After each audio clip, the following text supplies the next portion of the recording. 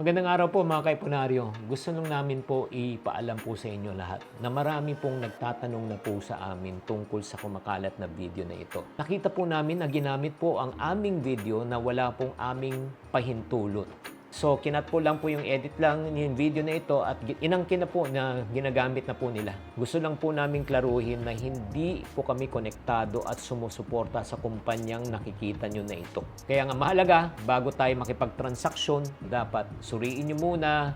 At the same time, do your own research, no? Bago kayo pumasok kung ano man ang kanilang ino-offer. At nagpapasalamat kami ng lubusan sa mga kaipunaryo na nagbigay pansin po sa amin. Kung in the near future, kung meron pa kayong makikitang mga tao o kumpanya na gumagamit ng aming video o pangalan, please i-report nyo lang po sa kinuukulan sa social media at sa amin. At huling pakiusap ko po, kung pwede, i-share nyo to pong video na ito para mas marami pong makaalam na kami po ay hindi kasama sa organisasyon na ito. Maraming salamat sa inyong tiwala.